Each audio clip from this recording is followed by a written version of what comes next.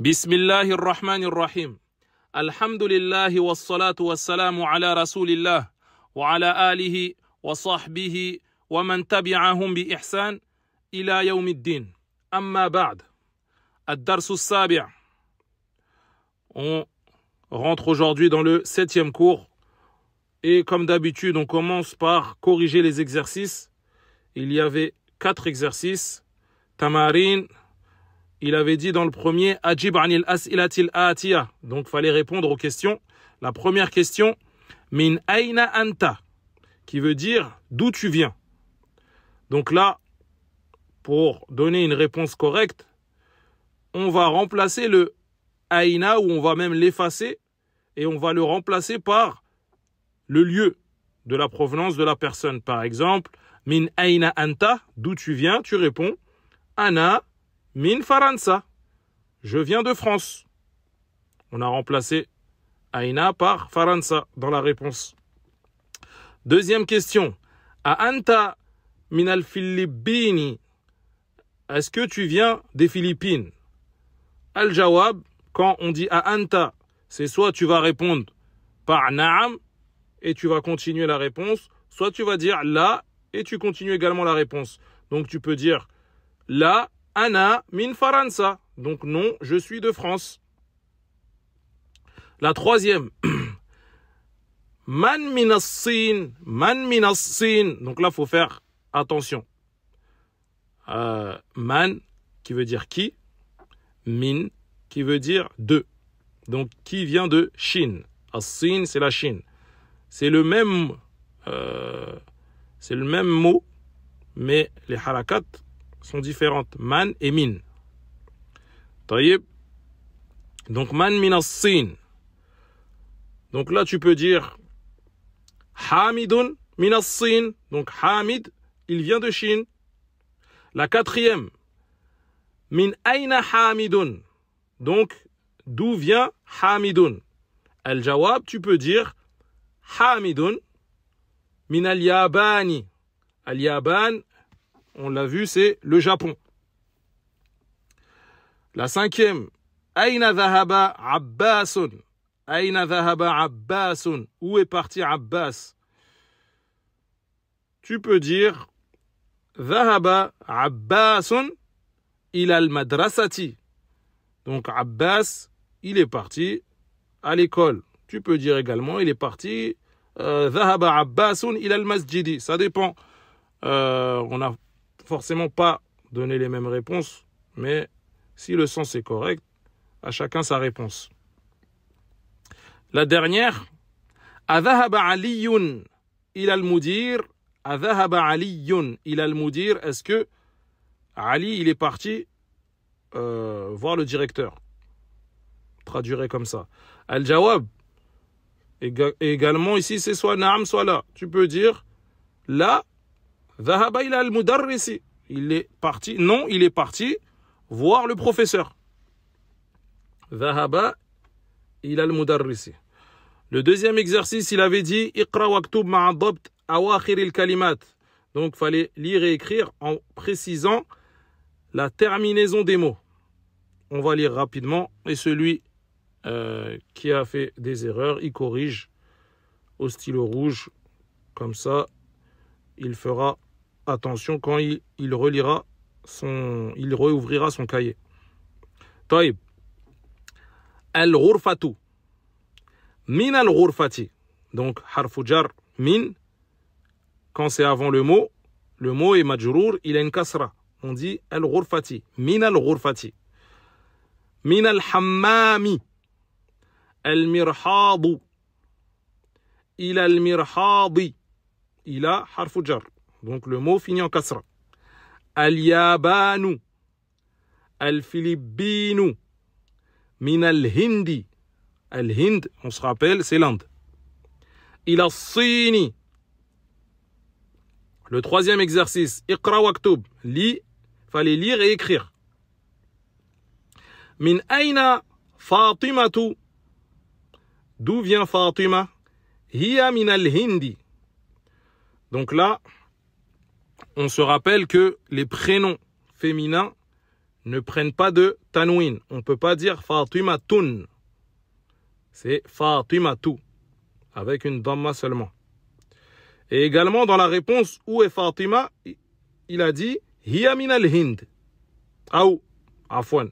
D'où vient Fatima? Hiya min al-Hind. Elle vient d'Inde. Donc, on pourrait dire Fatimatu min al-Hind. Mais pour éviter de répéter, on utilise le pronom Hiya min al-Hind.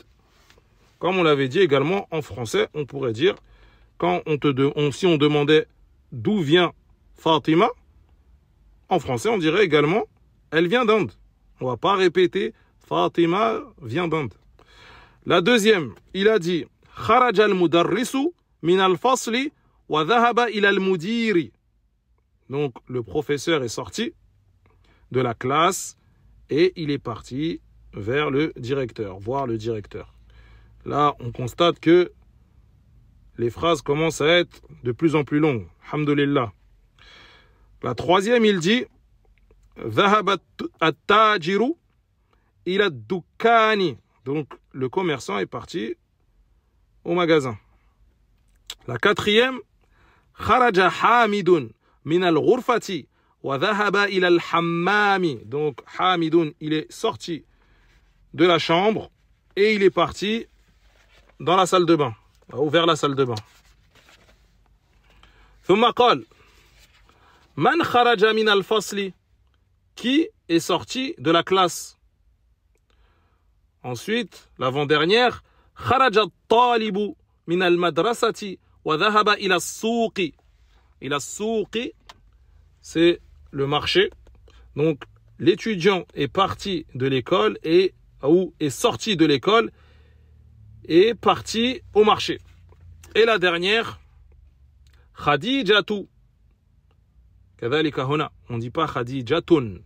C'est un prénom féminin. Il n'accepte pas le tanwin.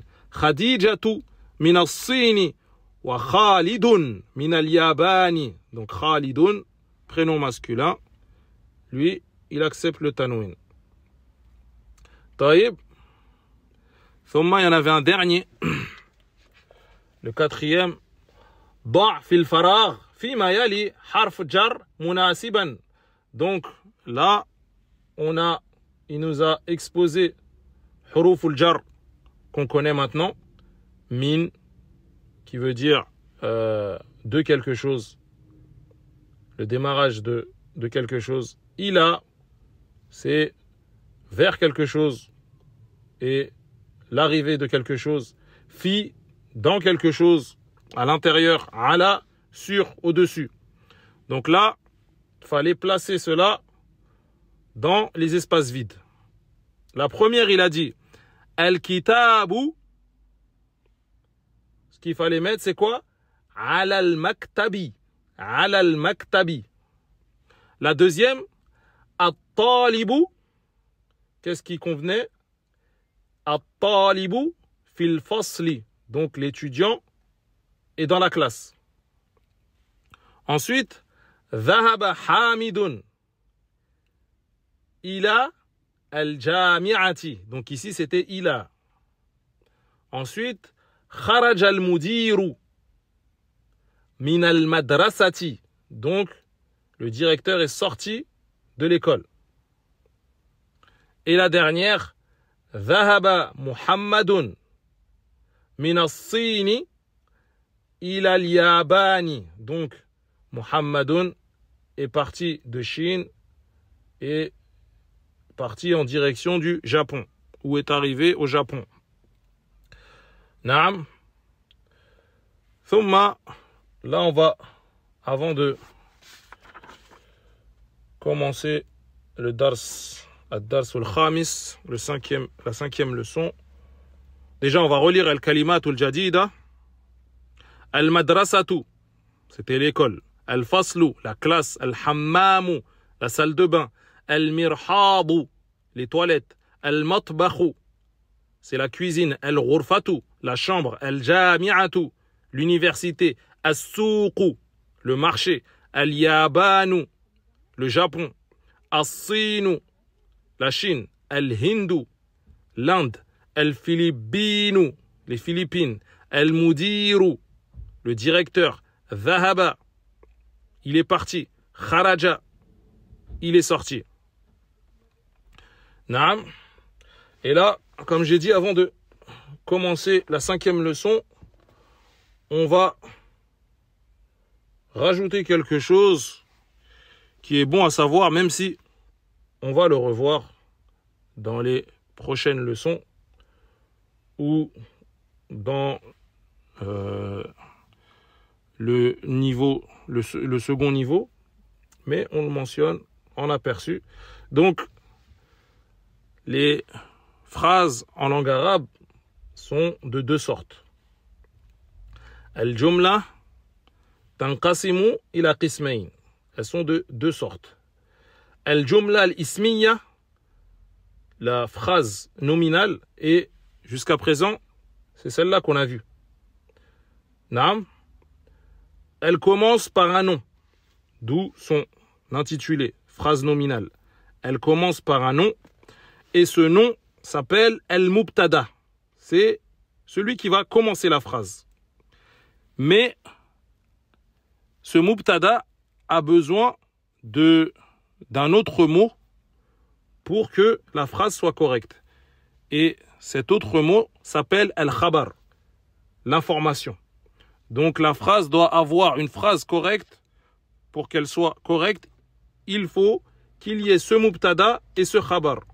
Ce mot qui commence la phrase et ce deuxième mot qui complète la phrase et qui lui donne son sens. Un exemple pour que ce soit plus clair.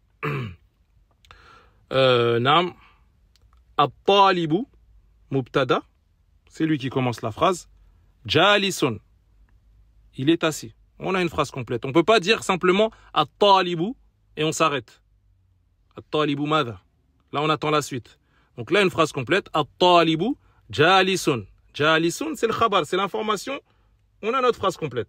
Donc ça, c'est al-jumla al-ismiya. On peut donner un autre. C'est valable également pour des noms propres. Par exemple, Muhammadun. Muhammadun mudarrisun. Muhammad est un enseignant. Muhammadun mubtada. Mudarrisun, c'est le khabar. On a notre phrase. Notre phrase est complète. Ça, c'est la première catégorie. Al-jumla al-ismiya, la phrase nominale. La deuxième catégorie, c'est al-jumla al-fi'liya, la phrase verbale. Donc, comme son nom l'indique, la phrase verbale, elle commence par un verbe. Elle doit commencer par un verbe. Et également, on ne peut pas que mentionner le verbe. Il faut quelque chose pour que la phrase soit correcte. Naam. Et ce quelque chose s'appelle al-fa'il. Al-fa'il, c'est celui qui fait l'action. On va donner un exemple directement, ce sera plus clair. Déjà, les verbes, on en a vu. On a vu dhahaba, qui veut dire il est parti. On a vu kharaja, qui veut dire il est sorti. Donc, on ne peut pas composer cette phrase et dire dhahaba et s'arrêter. Parce que là, on attend la suite. Man dhahaba. On a besoin d'une autre information pour que la phrase soit complète. Donc, on peut dire dhahaba at-talibu. L'étudiant est parti. Dhahaba Muhammadun. Muhammad est parti. Donc là, on a notre phrase verbale complète. On a le fi'l qui est dhahaba, le verbe, et on a le fa'il qui est Muhammadun. Naam, si j'ai bien dit ça, dhahaba Muhammadun. Naam. Donc ça, c'était simplement un aperçu, mais on va revoir ça. Juste à retenir que al-jumla fi al-lughati al-arabiyya, elle est de 2 sortes. Al-jumla al-ismiya, la phrase nominale, ou al-jumla al-fi'liya, la phrase verbale. Naam. Maintenant, on va commencer la 5e leçon. Ad-dars al-khamis. Al-idafatu. Al-idafatu, qui traduisent par l'annexion. C'est 2 mots qui sont liés. Une forme d'appartenance. C'est ce qu'on va voir. C'est très simple. On a un hiwar qui veut dire un dialogue, une conversation. Normalement, ce genre de conversations se font à plusieurs entre étudiants, mais on fait comme on peut. Seulement, je vous conseille, après le cours, dès que vous allez être dans le moment où vous allez faire vos exercices, de relire cette conversation à haute voix et prononcer toutes les harakat. C'est très important. Donc, al-idafatu, comme on a dit, c'est la liaison entre deux mots qui vont donner une forme d'appartenance. Par exemple, je vais vous donner deux mots. Kitabun, et là, al-mudarrisu, le professeur. Comment je peux lier les deux mots pour faire al-idafa? Je dis kitabu al-mudarrisi, kitabul mudarrisi. Donc là, on a plusieurs choses. Déjà, on a une des dhammas sur kitabu qui est enlevée et al-mudarrisi, il y a une kasra. Donc c'est ça, al-idafa. Et ça donne une forme d'appartenance. Là, dans la traduction, on dirait que c'est le livre du professeur. Kitabul mudarrisi. Kitabul mudarrisi. D'accord? On va lire la conversation et on reviendra sur la règle.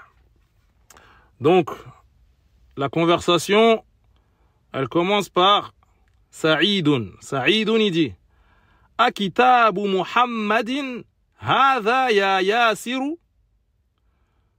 Il dit, est-ce que c'est le livre de Muhammad, ô Yasir? Yasirun, il répond, il dit, la hadha kitabu Hamidin.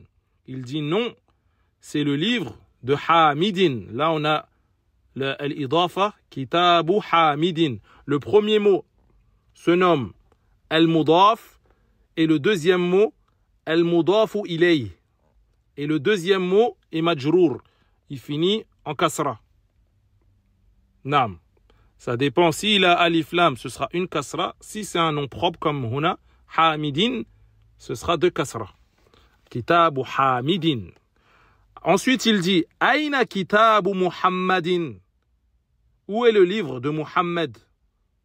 Également, on a un idafa. Kitabu, c'est le mudaf. Wa Muhammadin, mudafun ilayh. Kitabu Muhammadin. Yasir dit Huwa ala al-maktabi hunaka. Il dit que il est sur le bureau hunaka. Hunaka, ça veut dire là-bas. Huna, ça veut dire ici. Et hunaka, ça veut dire là-bas. Sa'idun, il dit Aina daftaru ammarin. Aina daftaru ammarin. Où est le cahier de Ammar? Daftaru ammarin. Mudaf wa mudafun ilay. Ensuite, Yasirun, il dit Huwa ala maktabil mudarrisi. Huwa ala maktabil mudarrisi. Donc, il est sur le bureau du professeur. Ala maktabil mudarrisi. Le mudaf, il accepte la kasra, il accepte la damma, il accepte la fatha. Ça dépend de son statut grammatical. Donc là, on remarque qu'il y a un harfu jar avant, donc il subit la kasra. Donc on dit maktabil mudarrisi. Et c'est un mudaf, mudaf ilay. Sa'idun, il dit Qalamu man hadha ya aliyun.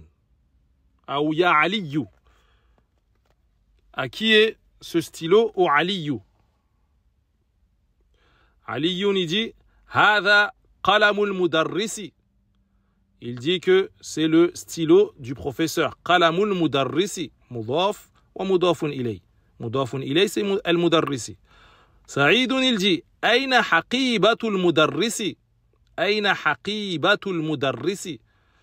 Donc, où est le sac du professeur? Haqibatun, c'est un sac.